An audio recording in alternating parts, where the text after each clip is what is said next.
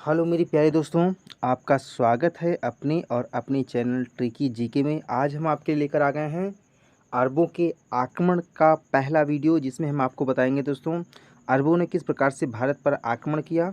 और सबसे पहले आने वाला जो अरब आप लोगों ने अभी तक पढ़ा है कि सबसे पहले जो अरबों का आक्रमण हुआ उसमें 712 ईस्वी में मोहम्मद बिन कासिम ने आक्रमण किया, लेकिन ये सही नहीं है। आज हम जानेंगे विस्तृत रूप से कि अरबों का आक्रमण कहाँ से प्रारंभ हुआ, क्योंकि यहाँ से अधिकतर क्वेश्चन भी आते हैं। इसके अतिरिक्त हमें अगर मध्यकालीन इतिहास पढ़ना है तो इस चीज़ की जानकारी हमको अच्छी तरीके से होनी चाहिए। ठीक है, तो सबसे पहले देखते हैं कि अरबों के जो आक्रमण के स्रोत कहाँ से मिलते हैं, यानी कहाँ से हमें पता चलता है कि अरबों ने भारत पर आक्रमण किया और क्यों किया।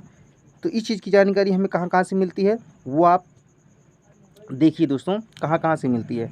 तो इस चीज़ की हमें जानकारी मिलती है राजपूतों के अभिलेख के, जो अभी जो समकालीन इनके राजा थे, राजपूत राजा थे, जिन्होंने अरब के आक्रमण को विफल किया। उन्होंने जब अपने अभिलेख छपवाए दोस्तों, अभिलेख का उत्कीर्ण करवाया, उसमें इसके साक्ष्य मिलते हैं। दूसरा एक किताब है दोस्तों, फुतुह अल बुल्दान, इसमें भी अरबों के आक्रमण के स्रोत मिलते हैं, इसमें जानकारी मिलती है। और अली अहमद के द्वारा रचित चशनामा, इसमें विस्तृत रूप से केवल ये मेन अगर स्रोत की बात की जाए तो चशनामा ही है, जिसमें अरबों के आक्रमण के बारे में जानकारी मिलती है। इसके अतिरिक्त तारीख़ हिंद, तारीख़ सिंध, ठीक है, इसमें भी सिंध के बारे में, अरबों ने सिंध पर आक्रमण किया, कहाँ कहाँ किया, उसके बारे में जानकारी यहाँ पर दोस्तों मिलती है। तो सबसे पहले देखेंगे राजपूत जो सम्राटों के अभिलेखों से अरबों को पराजित करने का उल्लेख मिलता है। इसके अतिरिक्त चशनामा, और इसे चशनामा को फतहनामा सिंध भी कहा जाता है, इससे जानकारी मिलती है हमें। और अबू बकर अली कूकी ने, याद रखना कूफ़ी ने क्या किया, चशनामा के का फ़ारसी में अनुवाद किया, और इसमें भी हमें अरबों के आक्रमण के स्रोत मिलते हैं। इसके अतिरिक्त मुग़ल बादशाह अकबर के दरबार में एक सूबेदार थे, सैयद निजामुद्दीन मीर मोहम्मद मासूम, इन्होंने तारीख़ सिंध लिखा और इसमें भी सिंध के बारे में जानकारी दी जब अरबों ने अल सिंध पर आक्रमण किया। तो यहाँ से मिलते हैं दोस्तों स्रोत। और आगे देखते हैं भारत और अरब के संबंध। तो ये चीज़ हम देखेंगे कि भारत और अरब के संबंध उस समय कैसे थे। क्या बहुत खराब संबंध थे जिसके कारण अरबों ने भारत पर आक्रमण किया? आखिर क्यों अरबों ने भारत पर आक्रमण किया? तो इसके बारे में हम थोड़ा सा पढ़ लेंगे, क्योंकि जब तक हमको पृष्ठभूमि नहीं पता होगी, भूमिका नहीं पता होगी, तब तक हम आगे का इतिहास पता नहीं कर सकते। तो देखेंगे, अगर हम बात करेंगे संबंध के बारे में, तो भारत और अरब के जो संबंध थे दोस्तों प्राचीन काल से ही बहुत मधुर थे, यानी अच्छे थे। अच्छे किस लिए थे उसके बारे में आगे जानेंगे। तो इस्लाम धर्म अपनाने से पहले अरब वासियों से जो भारत में जो पश्चिमी तट के समुद्र थे, पश्चिमी तट समुद्र जैसे दोस्तों मुंबई हो गया, और इसके अतिरिक्त जो गुजरात का क्षेत्र हो गया, यहाँ के प्रदेशों में ये आया करते थे और यहाँ से क्या करते थे, वो अपना व्यापार किया करते थे। ठीक है, और कुछ स्थायी रूप से यहाँ पर बस भी गए थे, क्योंकि उनको आना जाना ज़्यादा रहता था। यहाँ से कुछ लोग क्या हो गए थे, क्योंकि उनका मेन जो व्यवसाय था दोस्तों वो क्या था, वो इनका मेन व्यवसाय केवल व्यापार ही था। क्योंकि अगर उस समय अरब की बात की जाए तो अरब में अभी भी आप देखेंगे तो वहाँ की जो कंट्रीज़ बहुत विकसित है, लेकिन वो केवल जो तेल है, तेल के आधार पर ही विकसित है। वहाँ पर अन्य कुछ उत्पादन के लिए नहीं होता है। तो पहले तो तेल था ही नहीं, पहले तेल के बारे में जो लोगों को जानकारी नहीं थी। तो जो प्राचीन काल में अरब में केवल खेती भी नहीं होती थी वहाँ पर, तो केवल खजूर का उत्पादन होता था और पशुपालन होता। पशुपालन में दोस्तों ऊँट पाले जाते थे, भेड़ पाली जाती थी। तो केवल ये इनके पास में क्या कारोबार था, तो इससे इनका जीवन यापन नहीं हो सकता था। इसीलिए क्या करते थे, वो व्यापार करते थे। व्यापार कहाँ से करते थे, वो अधिकतर भारत से व्यापार करते थे, भारत की वस्तुओं को ले जाते थे और इनको यूनान कंट्रीज़ में, यूरोपीय कंट्री में बेचते थे, अपनी कंट्रीज़ में बेचते थे, और उससे इनको अधिक से अधिक लाभ होता था। ठीक है, तो ये जो संबंध थे दोस्तों बहुत ही अच्छे थे।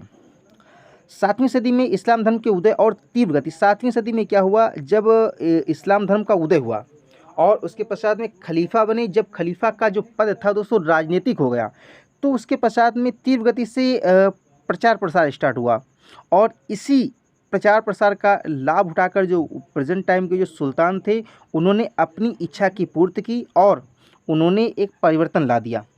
ठीक है, अरबों ने सबसे पहले जलमार्ग यानी भारत का जो पश्चिमी तट वाले समुद्री मार्ग का सहारा लिया था। सबसे पहले यहीं पर व्यापार होता था। ठीक है, अरबों ने यहाँ पर 2 बार आक्रमण किया, है ना।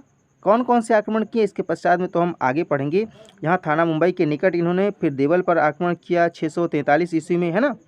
और सबसे पहले किस चीज़ से उन्होंने आक्रमण किया तो जल मार्ग से। उसके पश्चात में खैबर दर्रा से ये आए थे और भारत पर इन्होंने अपना अधिकार जमाया। ठीक है, तो अगर संबंध की बात की जाए स्पेशली रूप से तो आप देख ही रहे हैं कि भारत और अरब के संबंध बहुत ही अच्छे थे, क्योंकि अगर देखा जाए तो भारत पर ही अरब प्राचीन काल में निर्भर था, क्योंकि वो व्यापार करता था और व्यापार करने के पश्चात में अधिक से अधिक लाभ वो लेता था। ठीक है, तो इसके बाद में कौन से ऐसी दिक्कतें हुई, कौन से ऐसे कारण हुए जिससे कि अरबों ने भारत पर आक्रमण किया।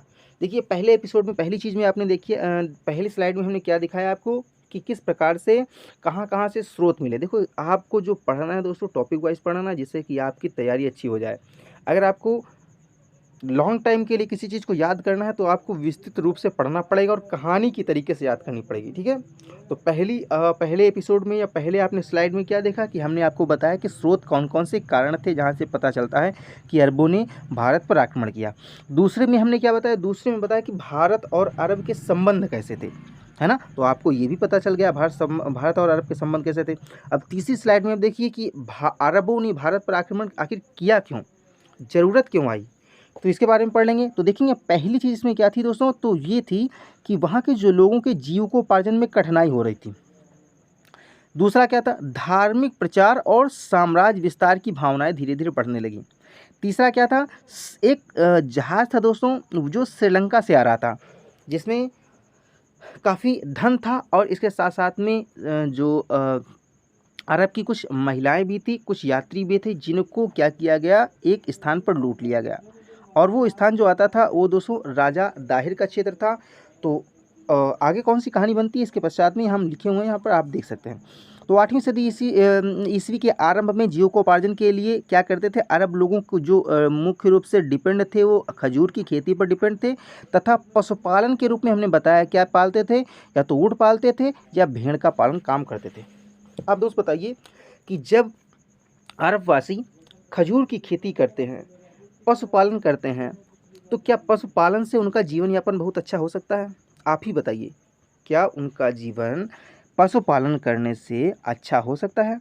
क्या वो स्टैंडर्ड लेवल जीवन जी सकते हैं? जब वो आते थे यहाँ पर, जब वो यहाँ पर भारत में व्यापार करने के लिए आते थे तो यहाँ के राजाओं को देखते थे, यहाँ के मंत्रियों को देखते थे, यहाँ के लोगों को देखते थे, तो यहाँ के जो लोगों का खान पान था, जो पहनावा था, जो उपहार के रूप में राजा लोग क्या कर देते थे, उपहार दे देते थे, सोना चांदी के रूप में उपहार दे देते थे, तो अरबवासी बहुत ही प्रसन्न रहते थे, खुश रहते थे। तो यहाँ की जो भारत की स्थिति थी बहुत अच्छी थी। अरबवासी क्या करते थे, इस चीज़ से वो ललायित होते थे कि कहीं काश हमारा भी जीवन इस प्रकार से हो जाए। तो वो उनका जीवन देखा जाए तो केवल बहुत ही कठिनाई हो रही थी जीविकोपार्जन में, अपना जीवन वो केवल जी रहे थे, उसको अच्छी तरीके से नहीं जी रहे थे। इसीलिए उनका मन क्या हुआ कि जब इस्लाम धर्म का उदय हुआ तो इस्लाम धर्म के प्रचार के साथ साथ में उन्होंने वो सारी सुख सुविधाएं प्राप्त करने की कोशिश की जो कि भारतवासियों के पास में थी, यहाँ के राजाओं के पास में थी, यहाँ के लोगों के पास में जो सुख सुविधाएं थी उनका उपभोग करने के लिए उन्होंने क्या किया, भारत पर आक्रमण किया। तो ये कौन सा कारण हो गया, ये पहला कारण हुआ। ठीक है दोस्तों, क्या कारण हुआ, पहला, याद रखना, क्योंकि जब तक हमको इस चीज़ के बारे में जानकारी नहीं होगी तब तक हमको इतिहास पढ़ने में मज़ा नहीं आएगा।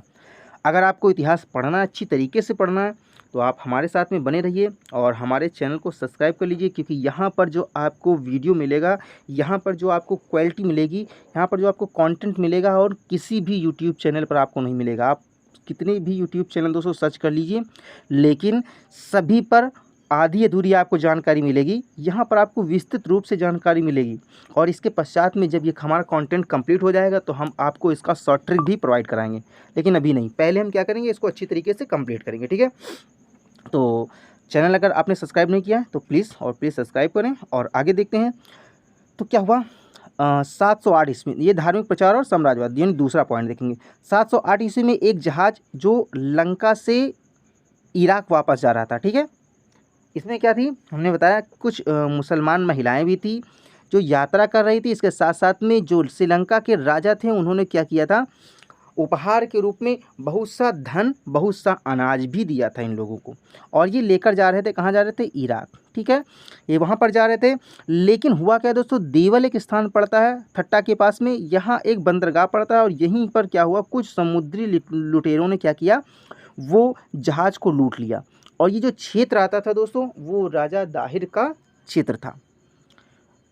अब इतने में क्या हुआ, जो इराक का राजा था अल हज्जाज, उस समय जो अल हज्जाज था, शासक था, उसने क्या किया, उसने जो राजा दाहिर थे इनसे नुकसान भरने की के लिए कहा कि जो आपके स्थान पर जो नुकसान हुआ है उसको आप पूर्ति कीजिए, क्योंकि हम लोगों को परेशानी हो रही है, दिक्कतें हो रही है। इसके साथ साथ में वो जो कुछ महिलाएं थीं इनके लिए भी वो युद्ध करने के लिए आमादा था कि यदि आप ऐसा नहीं करोगे तो हम आप पर आक्रमण कर देंगे।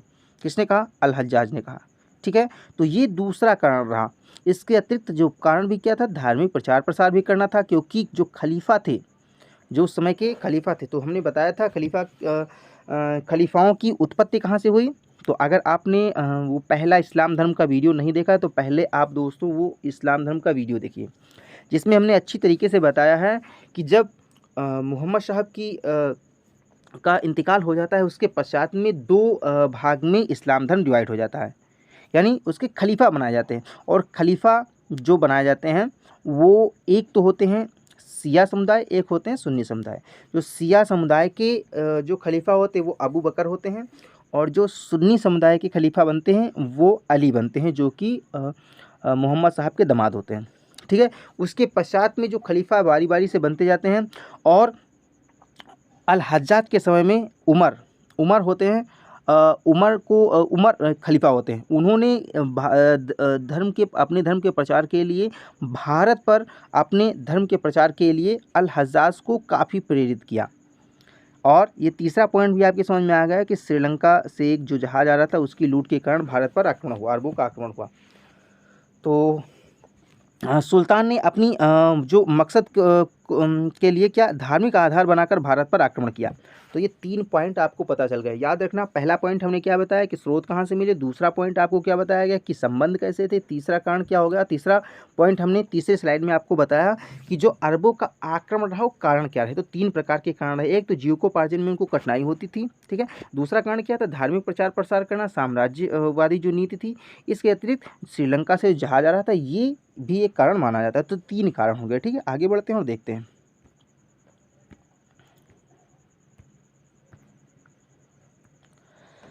अब हम क्या करेंगे, देखो किसी चीज़ को हमको समझने के लिए हमको क्या करना, उस जो पूरी पृष्ठभूमि है उसको समझना पड़ेगा, ठीक है। तो अभी तक आपको कहीं पर ये चीज़ नहीं मिली होगी, और काफ़ी सर्च के बाद में, काफ़ी किताबों को पढ़ने के बाद में मैंने ये देखा कि आपको एकदम स्टार्टिंग से आपको बताने की कोशिश करना जिससे आपको समझ में आ जाए। आपने सुना होगा चचनामा, तो चचनामा है क्या, ये कौन सी किताब है, इसके बारे में तो आपको पता है, लेकिन किस पर लिखी गई, ये चच कौन है ना, इनके बारे में भी हम आज चर्चा करेंगे। देखेंगे अरबों के आक्रमण के समय जो सिंध की स्थिति कैसी थी, ठीक है भाई। हमको समझ में आ गया कि अरबों ने आक्रमण किया, तो आक्रमण आखिर क्यों किया, तो हम क्या देखेंगे, सिंध की स्थिति कैसी थी, है ना, सिंध। तो ये चीज़ देख लीजिए दोस्तों, आपको समझ में आ जाएगा। हाँ, यहाँ पर देखिए ये जो स्थान था ये देवल था, ठीक है। यहाँ पर पड़ता था थट्टा, यहीं पर थट्टा के स्थान पर क्या किया गया था, यहाँ पर थट्टा पड़ता है और यहीं पर ये जहाज की लूट हुई थी, ठीक है। आगे ये पड़ता है ब्राह्मणाबाद और इससे पहले पड़ता है नीरून, ठीक है। सबसे पहले देवल पड़ता है सबसे आगे, तो इसी पर आक्रमण होगा अरबों का। उसके पश्चात में ये पड़ेगा, क्या पड़ेगा दोस्तों, नीरून, ये यहाँ पर नीरून है, नीरून पर दूसरा आक्रमण होगा। तीसरा पड़ेगा सहवान, यहाँ पर सहवान पड़ता है, यहाँ पर आक्रमण होगा। और चौथा जो आक्रमण होगा वो यहीं पर पास में पड़ता है रावर, रावर की विजय होगी। और जो इसके बाद में ये ब्राह्मणाबाद आप देख रहे हैं, यहाँ पर ब्राह्मणाबाद है, रावर पड़ेगा दोस्तों आगे, यहाँ पर पड़ेगा रावर, रावर यहाँ पर पड़ेगा ब्राह्मणाबाद। और इसके पश्चात में पंजाब, ये क्या था, ये जो पूरा क्षेत्र था दोस्तों ये सिंध का क्षेत्र था, ठीक है, जो राजा दाहिर का शासन था, ठीक है। तो ये समझ में आ गया दोस्तों, ये राजा दाहिर का ये पूरा जो क्षेत्र था, ग्रीन ग्रीन आपको नजर आ रहा था, ये राजा दाहिर का क्षेत्र था, जिसमें थट्टा यहाँ पर पड़ता है जहाँ पर उस जहाज़ की लूट हुई थी। इससे सबसे पहले पड़ता है देवल, और उसके बाद में नीरून पड़ता है, फिर सहवान पड़ता है, ब्राह्मणाबाद पड़ता है, राउर पड़ता है, ये मुल्तान है, ठीक है। तो ये सभी क्षेत्र हैं जहाँ पर अरबों का आक्रमण हुआ। तो यहाँ से, क्योंकि सबसे पहले यहाँ से आएंगे और यहाँ से आने के पश्चात में ये इधर जीतते हुए यहाँ तक चले जाएंगे, ठीक है। तो सबसे पहले हम देख लेते हैं अरबों के आक्रमण के समय सिंध की स्थिति कैसी थी। तो सिंध पर सबसे पहले देखा जाए तो सहासीराम प्रथम का अधिकार था, ठीक है। ये सहासीराम प्रथम कब थे दोस्तों, हर्ष के समकालीन राजा थे, कौन, सहासीराम प्रथम, ठीक है। इसके पश्चात में सहासीराम प्रथम की जब मृत्यु हो जाती है तो यहाँ का राजा बनता है दोस्तों सहासीराम द्वितीय, जो कि 8वीं शताब्दी के प्रारंभ का राजा था। ये बनता है कहाँ का राजा, सिंध का शासक, ठीक है। तो याद हो गया सहासीराम प्रथम और सहासीराम द्वितीय, ठीक है। इसके पश्चात में क्या हुआ, इसकी जो हत्या हो जाती है एक ब्राह्मण, उसी के ब्राह्मण अधिकारी चच के द्वारा कर दी जाती है। आपको याद, नाम याद होगा तो चच नामा चच, ठीक है, ये राजा चच थे। चच ने क्या किया कि जो सहासीराम द्वितीय की पत्नी थी इनके साथ में विवाह कर लिया और चच सिंध का शासक बन बैठा, ठीक है, समझ में आ गया। चच क्या हुआ, सिंध का शासक बन बैठा। और चच के बाद में चच के 2 पुत्र हुए, एक का नाम था दाहिर, जिसके बारे में आप पढ़ेंगे, जिसके शासनकाल में आक्रमण हुआ था। एक का नाम था दाहिर सिम, ठीक है, 2 पुत्र थे। कुछ समय बाद क्या हुआ, दाहिर सिम की मृत्यु हो जाती है और दाहिर जो होता है दोस्तों वो संपूर्ण साम्राज्य का शासक बन जाता है। शासक जो होता है दोस्तों दाहिर होता है, ये ब्राह्मणवाद का, यानी ये ब्राह्मणवाद का जनक था, यानी ये कट्टर ब्राह्मण था, ठीक है। तो आप समझ गए होंगे कि राजा दाहिर कौन थे, ठीक है। और आगे बढ़ते हैं, फिर देखते हैं आगे की कहानी। अब यहाँ पर देखेंगे हम किस प्रकार से मोहम्मद बिन कासिम का आगमन होता है। और वो इससे पूर्व, यानी अभी तक आपने पढ़ा कि डायरेक्ट आप मोहम्मद बिन कासिम के बारे में पढ़ लेते हैं कि भारत पर उसने आक्रमण किया, लेकिन हम उससे पूर्व की बार काफ़ी बार भारत पर आक्रमण हुआ, छोटे छोटे आक्रमण हुए, लोगों को छोटे स्थान को लूट लिया जाता था और लेकर चले जाते थे, ठीक है। तो इस प्रकार से काफ़ी, लेकिन जब वो किसी बड़े राजा के पास पहुँचते थे तो खदेड़ दिए जाते थे। तो कौन कौन से वो आक्रमण हुए उसके बारे में हम देख लेंगे। तो प्रथम जो सबसे पहले प्रयास हुआ दोस्तों 636-37 ईस्वी में हुआ। कहाँ हुआ, बम्बई के थाना के स्थान पर हुआ। यहाँ पर के लिए एक नाविक अभियान भेजा। किसने भेजा, खलीफा उमर ने। खलीफा उमर ने क्या भेजा, एक नाविक भेजा, लेकिन नाविक अभियान भेजा, लेकिन परंतु वह असफल रहा और यहाँ से वो खदेड़ देगी। दूसरा जो प्रयास किया गया वो जब खलीफा उस्मान बने, है ना, ये खलीफा बन रहे हैं और खलीफा क्या कर रहे हैं, अपने प्रचार प्रसार के लिए, धार्मिक प्रचार प्रसार के लिए, तथा एक राजनीतिक पद हो गया था ना, सुल्तान भी काम करते थे और खलीफा भी काम करते थे। तो इसीलिए खलीफा का क्या काम था, धार्मिक प्रचार प्रसार करना। सुल्तान का क्या काम था, वहाँ से जो जीता हुआ माल होगा, जितनी भी जीता हुआ धन होगा, उसमें वो बंटवारा करते थे। तो 644 ईस्वी में अब्दुल्ला बिन उमर के नेतृत्व में स्थल मार्ग द्वारा किधर से, मकरान होते हुए पश्चिमी सिंध पर आक्रमण किया गया, लेकिन यहाँ के शासकों ने एक बार फिर से इनको खदेड़ दिया और ये असफल साबित हुए। तीसरा प्रयास फिर हुआ कब, 659 ईस्वी में, और यहाँ का जो था अल हरीस ने 659 ईस्वी में ये अभियान चलाया और इसमें भी वह मारा गया और खदेड़ दिया गया। चौथा प्रयास 664 ईस्वी में किया गया। यह भी इसमें भी इनको हार का सामना देखने को मिला। पांचवा प्रयास अब किया गया अल हज्जाज के साथ समय में। अल हज्जाज आपको याद होगा, जब उस नाव को थट्टा के निकट जब लूटा गया, उसके पश्चात में वो बौखला गया। कौन, अल हज्जाज। उसने अपने सेना नायक, सबसे पहले सेना नायक उबैदुल्ला को कब दोस्तों, ये 711 ईस्वी में, ठीक है, ये चीज़ याद रखना, 711 ईस्वी में उबैदुल्ला को भेजा और 712 ईस्वी के प्रारंभ में बुदैला को भेजा। तो दो, अल हज्जाज ने पहले 2 सेना नायकों को भेज दिया, लेकिन क्या हुआ, ये आक्रमण असफल था और दोनों, उबैदुल्ला और ये बुदैला, ये दोनों मारे गए यहाँ पर और यह आक्रमण असफल साबित हुआ।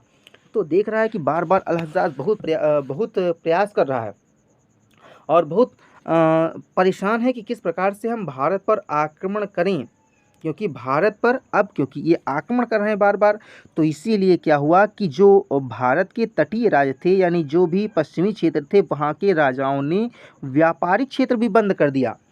अरबों का व्यापार वहाँ से जो पहले होता था, जीवन यापन होता था, उसको बंद कर दिया गया, क्योंकि ये बार बार आक्रमण कर रहे थे। ऐसी स्थिति में अब इनके पास और कोई रास्ता नहीं है अपने जीवन यापन करने का। किस प्रकार से, और इसके साथ साथ में क्योंकि बार बार हार का भी मुंह देखना पड़ रहा है, तो इसीलिए ये परेशान हो गए। अल हज्जाज ने इस बार क्या किया कि अपने जितने भी सैनिक थे उनको सैनिकों को बुलाया, सारे सैनिकों को बुलाया और एक रणनीति बनाई। रणनीति बनाने के आधार पर उन्होंने अपने दामाद और भतीजे, यानी जो मोहम्मद बिन कासिम क्या था दोस्तों, भतीजा भी था और ये दामाद भी था। किसका किसका दामाद था दोस्तों? अल हज्जाज का, अल हज्जाज, ठीक है। तो अल हज्जाज ने अपने दामाद और अपने भतीजे को, क्या नाम है इसका नाम दोस्तों? मोहम्मद बिन कासिम, ठीक है। तो इनको क्या किया? भेजा। तो सबसे पहले क्या हुआ देखते हैं, सबसे पहले कहाँ आक्रमण हुआ। तो अब हम देखेंगे मोहम्मद बिन कासिम का आक्रमण। 712-13 ईस्वी में मोहम्मद बिन कासिम ने सिंध पर आक्रमण किया, और जब उसकी उम्र कितनी थी? केवल 17 वर्ष की उम्र थी जब इसने आक्रमण किया। और अगर इसके बारे में बात करेंगे दोस्तों तो वीडियो बहुत बड़ा हो जाएगा, तो हम मोहम्मद बिन कासिम के बारे में बात नहीं करते हैं। और जब केवल, क्योंकि 17 वर्ष ऐसे तो नहीं, क्योंकि 17 वर्ष की अवस्था में बहुत ही निपुण था। अगर हम बात करेंगे मोहम्मद बिन कासिम की, क्योंकि ये पहले से ही इसके जो ताऊ थे, ताऊ यानी इसके जो चचा थे, उससे इन्होंने बहुत से हथियार चलाना और इसके अतिरिक्त कैसे लड़ाई करना है, कैसे शासन करना है, इसकी कला ये पहले सीख चुका था। इसीलिए इसने यह सिकंदर के जैसा बनना चाहता था। इसीलिए इसने 17 वर्ष की अवस्था में ही इसको सेनापति बनाया गया और इसको भेज दिया गया कहाँ? भारत पर सिंध आक्रमण के लिए, ठीक है। मोहम्मद बिन कासिम ने क्या किया? मकरान के रास्ते जो स्थल मार्ग था उसको चुना और इसकी सेना में क्या था? इराक, सीरिया और के लगभग 6000 घुड़सवार थे, 6000 ऊँट थे, 3000 बैक्टीरिया से दोस्तों पशुओं पर लदी हुई युद्ध सामग्री का काफिला था। आप देख रहे हैं कितना, मतलब एक प्रकार से ताकतवर और कितनी युद्ध सामग्री लेकर पूरी रणनीति के साथ में मोहम्मद बिन कासिम चल देता है भारत की ओर। जब वो मकरान पहुंचता है तो गवर्नर जो होते हैं दोस्तों मोहम्मद हारून, अपनी सेना से 5 तोपखाने यंत्रों के साथ में सेना में मिला दिया जाता है। अब ये देखना दोस्तों, तोपखाने का यहाँ पहले ही यूज हो रहा है, जबकि भारत में केवल अभी लोग भाले, गदा, इन चीज़ों का यूज कर रहे हैं। यहाँ पर विजय का सबसे जो बड़ा कारण दोस्तों तोपखानों का है, ठीक है। तो इतनी सामग्री लेकर वो चल देता है। दाहिर ने असंतुष्ट, अब वहाँ के जो असंतुष्ट जाट थे, है ना, और बौद्ध थे, इन पर सबसे पहले क्या किया? वो आक्रमण नहीं करता है। यहाँ के जो लोग होते हैं ये क्या करते हैं? ये आक्रमणकारियों का स्वागत कर देते हैं और ये भी इसमें मिल जाते हैं, जिसके कारण धीरे धीरे करते इनकी, और कुछ तो डर के मारे इनके साथ में हो जाते हैं। तो 50,000 इनकी जो सेना है लगभग 50,000 के करीब हो जाती है, ठीक है। तो 50,000 की सेना लेकर देखते हैं कहाँ पहुँचता है मोहम्मद बिन कासिम। तो ये सेना लेकर सबसे पहले पहुंचता है देवल की विजय करना। देवल हमने आपको मैप के माध्यम से बता दिया कि सबसे पहला जो स्थान था देवल था। एक विशाल सेना के साथ में 712 ईस्वी में मोहम्मद बिन कासिम देवल के बंदरगाह पर पहुंचा और उसे घेर लिया। भाई इतनी सेना है इसके पास में, इतने हथियार हैं, क्या करता है? पूरी क्षेत्र को घेर लेता है। राजा जो दाहिर होता है वो भयभीत हो जाता है, ठीक है। और वो क्या करता है? वो सबसे पहले ये सोचता है कि हमारे जो प्रभुत्वशाली जो जहाँ पर जो है हमारा धन है, जो किला है, हम उसकी रक्षा करेंगे। इसीलिए क्या करता है? वो पश्चिमी जो क्षेत्र है उसको छोड़कर भाग जाता है और वो पूर्वी किनारे पर पहुंच जाता है और वहाँ पर क्या करने लगता है? वहाँ युद्ध की तैयारी करने लगता है। अब क्या होता है? यहाँ पर जब छोड़कर भाग जाता है तो यहाँ के जो लोग होते हैं वो भी असंतुष्ट हो जाते हैं। अब उनसे क्या होता है कि 17 वर्ष के आयु के जिस सभी पुरुष होते हैं उनसे कहा जाता है कि आप इस्लाम धर्म को स्वीकार कीजिए और जो 17 वर्ष से जो ऊपर का पुरुष अगर इस्लाम धर्म स्वीकार नहीं करता है तो उसको मार दिया जाता है, कत्लेआम कर दिया जाता है और उनके बच्चों और स्त्रियों को गुलाम बना लिया जाता है। लगभग 3 दिन तक इसी प्रकार से कत्लेआम चलता रहता है, लूट मार चलती रहती है और लोगों को 17 वर्ष से जितने भी अधिक लोग होते हैं सबको मार दिया जाता है। लगभग सबको मार दिया जाता है, 17 वर्ष से जितने लोग अधिक होते हैं। ये चीज़ कहाँ मिली हुई है दोस्तों? ये चीज़ जो लिखी हुई चशनामा में लिखी हुई है, जिसका हम वर्णन कर रहे हैं, सब कुछ लिखा हुआ है, ठीक है। तो इसके अतिरिक्त 75 जो सुंदरम स्त्रियां होती हैं तथा लूट के माल का 5वां भाग अल हज्जाज के पास में भेज दिया जाता है। इसके अतिरिक्त जो सेना में बांट दिया जाता है और वहाँ के जितने भी लोग होते हैं उनको बांट दिया जाता है।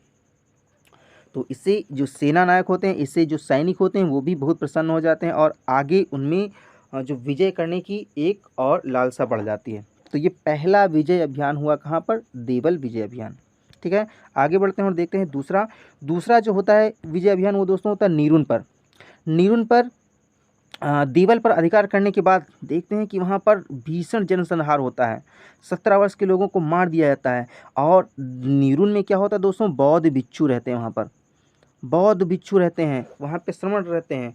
अब यहाँ ये बौद्ध भिक्षु तो वैसे भी लड़ना पसंद नहीं करते हैं, उन्होंने क्या किया? आत्मसमर्पण कर दिया और इस प्रकार से नीरुन पर भी क्या होता है? मोहम्मद बिन कासिम का कब्जा हो जाता है। अब देखते हैं किस प्रकार से एक के बाद एक जो अधिकार क्षेत्र में आता जा रहा मोहम्मद बिन कासिम के, और वहाँ के सैनिक जितने भी अरबी सैनिक थे उनका उत्साह बढ़ता चला जा रहा। इसके पश्चात में आगे का क्षेत्र आता है सेवान में क्या होता है? नीरुन की विजय के बाद में जो सहवान की ओर बढ़ता है, जो कासिम होता है सेवान की ओर बढ़ता है और वहाँ पर दाहिर का चचेरा भाई जिसका नाम होता है बजहरा, याद रखना, ठीक है। क्या नाम है दोस्तों? जो दाहिर का चचेरा भाई होता है बजहरा का शासन होता है। किंतु उसने अरबों का प्रतिरोध तो करना चाहा, लेकिन क्या हुआ? किंतु जो नगरवासी थे, वहाँ के जो नगरवासी थे वो बौद्ध थे और वो क्योंकि इससे पहले वह देख चुके थे, कहाँ? देवल का हाल देख चुके थे, जहाँ पर 17 वर्ष के सभी लोगों को मौत के घाट उतार दिया गया था। इसीलिए बौद्ध भिक्षु बिल्कुल सहायता नहीं करते हैं और वो युद्ध न करने का निर्णय लेते हैं। तब पश्चात क्या होता है? बजहरा, ठीक है, और बुधिया और शीशम की जाटों के पास में शरण में चला जाता है और नगर निवासियों बौद्धों ने अरबों को क्या करता है? अरबों को सौंपकर जजिया, अब क्या होता है? जितने भी बौद्ध होते हैं वहाँ पर वो क्या करते हैं? जजिया कर देने के लिए स्वीकार हो जाते हैं और बौद्धों की शरण ले लेते हैं। बौद्ध क्या करते हैं? मोहम्मद बिन कासिम के शरण में आ जाते हैं और उनके अधिकार क्षेत्र में आ जाते हैं। इस प्रकार से जो दूसरा क्षेत्र था सहवान, यहाँ पर भी अधिकार हो जाता है किसका? मोहम्मद बिन कासिम का। अब तीसरा जो आता है जाटों पर विजय, यहाँ पर भी मोहम्मद बिन कासिम के द्वारा जाटों पर आक्रमण किया जाता है, क्योंकि बजहरा उनकी शरण में होता है। बजहरा कहाँ भागकर चला जा रहा है? वो चला जा रहा है कौन सा? ये बजहरा कौन है? ये दाहिर का चचेरा भाई है। ये शरण में किसकी जाता है? जाटों के शरण में। और ऐसी हालत में क्या हुआ? अब आक्रमण होता है जाटों पर। जाटों की जो स्थिति थी उस समय अच्छी थी, लेकिन क्या हुआ? जाटों का जो एक जो सैनिक थे, सेनापति था, वो अरबों में जाकर के मिल जाता है और जिसके कारण क्या होता है? जाटों की भी हार होती है और बजहरा यहाँ पर दोस्तों मारा जाता है और इसको मार दिया जाता है। इस प्रकार से जाटों पर भी विजय प्राप्त कर लेते हैं कौन? मोहम्मद बिन कासिम। तो इस प्रकार से देख रहे हैं एक के बाद एक अधिकार होता चला जा रहा है मोहम्मद बिन कासिम का। अब हम देखेंगे दाहिर की विजय, दाहिर से युद्ध और विजय, है ना। इस प्रकार क्या होता है? जो उसकी भीषण सेना अब धीरे धीरे बढ़ती चली जा रही है, सिंध नदी को धीरे धीरे पार करती है और पार करने के लिए, क्योंकि सिंध नदी में उस समय पानी ज़्यादा होता है, इसीलिए क्या करता है? उसने नाव की पुल बनाने की आज्ञा देता है। अब दाहिर इस प्रकार आक्रमण से बहुत ही चकित रह जाता है और अपनी सेना के साथ भागकर वो राओर में शरण ले लेता है, ठीक है, क्योंकि वो देख रहा है किस प्रकार से जो मोहम्मद बिन कासिम है वो जहाँ पर जाता है वहाँ पर लोगों का कत्लेआम करता है, तो इसलिए वो क्या? राओर चला जाता है और वहाँ पर जो सेनाएं होती हैं, अरबों की सेना और हिंदुओं की सेना, दोनों एक दूसरे के सामने पड़ी रहती, लेकिन युद्ध नहीं करती। काफ़ी दिनों तक ये चलता रहता है। उसके अंततः क्या होता है? 20 जून 712 ईस्वी को दोस्तों युद्ध होता है। और इस युद्ध में जो राजा दाहिर होते हैं बहुत वीरतापूर्वक लड़ते हैं, लेकिन एक विशालकाय हाथी पर सवार होकर वीरतापूर्वक लड़ते हैं, लेकिन उस हाथी के तीर लग जाने के कारण, कहते हैं उस हाथी के तीर लग जाने के कारण और अत्यधिक शोर होने के कारण हाथी इधर उधर भागने लगता है। और जब हाथी भागने लगता है तो ऐसी अवस्था में जो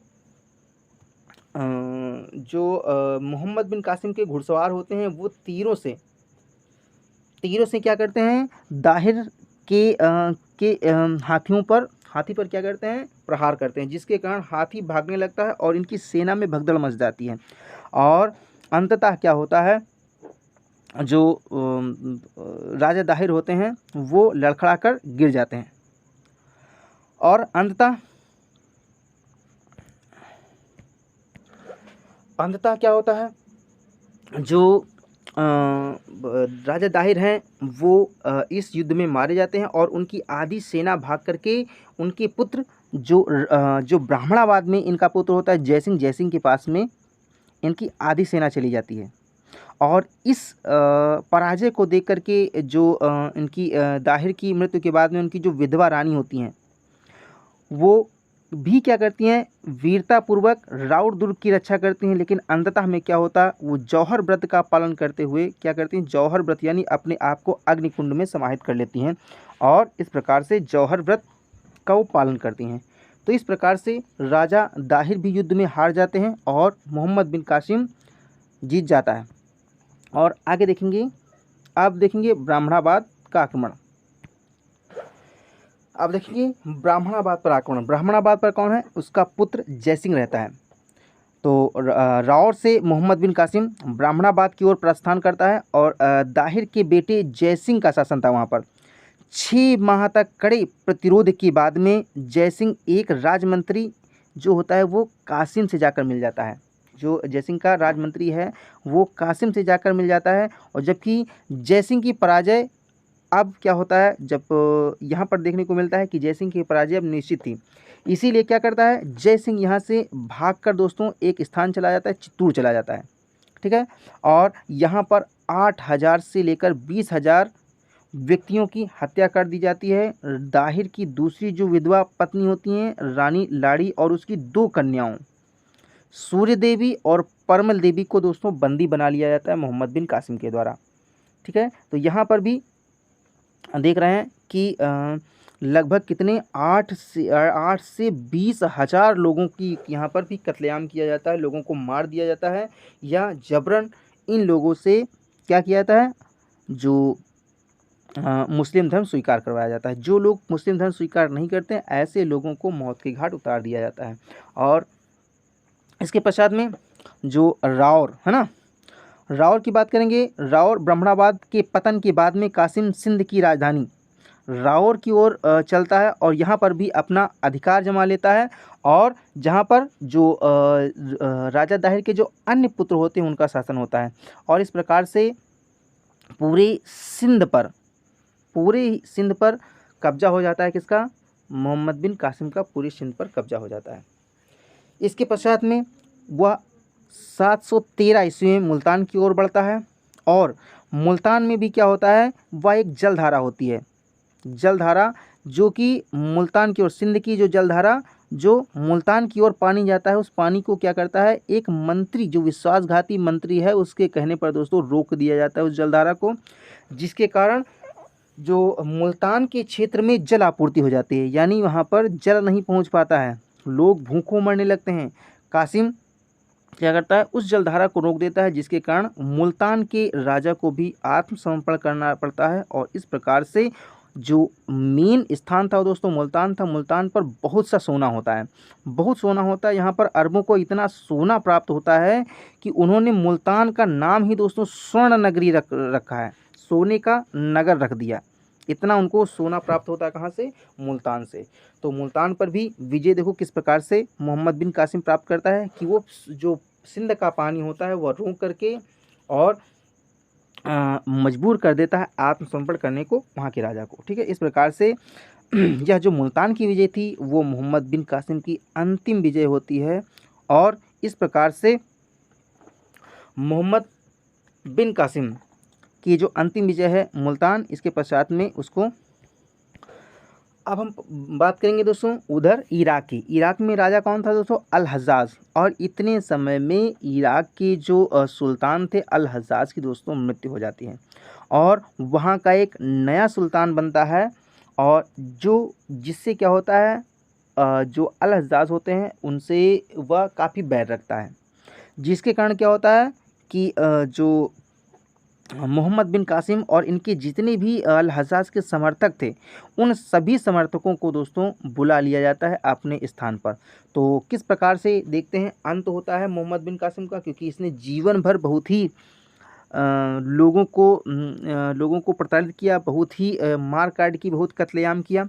इसका अंत बहुत ही भयानक होता है। देखो प्रथम धारणा में जो बताया गया है मोहम्मद बिन कासिम की मृत्यु कैसे होती है, तो इसमें दो तथ्य मिलते हैं। प्रथम धारणा एक मिलती है, एक दूसरी धारणा मिलती है। ठीक है, तो प्रथम धारणा के अनुसार बताया गया, जो अभी हमने बताया कि जब राजा दाहिर से युद्ध होता है, युद्ध के पश्चात में उसकी विधवा रानी होती हैं लाड़ी, है ना, लाड़ी को, तथा इनकी दो कन्याएं होती है, एक का नाम होता है सूर्य देवी, एक का नाम होता है परमल देवी। इन दोनों को लेकर आता है मोहम्मद बिन कासिम और क्या करता है, वहाँ के जो नए खलीफा होते हैं उनको प्रस्तुत करता है, उनको भेंट स्वरूप में प्रदान करता है। लेकिन क्योंकि जो सूर्य देवी और परमल देवी हैं, इन्होंने क्या, ये जैसे ही उनको भेंट करता है तो ये उनसे बताती हैं, यानी उस सुल्तान से बताती हैं कि जिस सामग्री का आप उपभोग करना चाह रहे हैं, यानी जैसे ही उनको ये संभोग करने के लिए जैसे ही आगे बढ़ता है या उनसे कहता है, तो ये एक चाल चलती हैं और उनसे कहती हैं कि जिस सामग्री का आप उपभोग करना चाह रहे हैं, इसका उपभोग पहले ही मोहम्मद बिन कासिम ने कर लिया है। तो इतने में सुल्तान पहले ही रुष्ट होता है, इससे मोहम्मद बिन कासिम और अल हज्जाज के जितने भी समर्थक होते हैं। तो इन लोगों को वो क्या करता है, जो सुल्तान होता है वह एक आदेश देता है और वह कहता है कि जो बैल है, बैल को मार करके उसके खाल में इसको जिंदा भर दिया जाए और उसके पश्चात में उसको हमारे पास इस प्रकार से ला करके पेश किया जाए। तो इतनी खतरनाक सज़ा दी जाती है इसको। और जब तक इनके जो सैनिक होते हैं वह एक बैल को मार करके उसकी खाल में इसको भरते हैं और जब तक इसके पास में लेकर आते हैं तब तक इसकी मृत्यु हो जाती है। तो ये जो कहानी मिली है दोस्तों, वो मिली है चशनामा में, जो कि इस कहानी को हम यहाँ पर प्रस्तुत कर किए हैं, लिख दिए हैं। तो आप क्या करना है, इसका स्क्रीनशॉट ले लीजिए और इसको आप PDF के माध्यम से इसको प्राप्त भी कर सकते हैं। तो इसको आप स्क्रीनशॉट ले लीजिए और इसको आप देख लेना।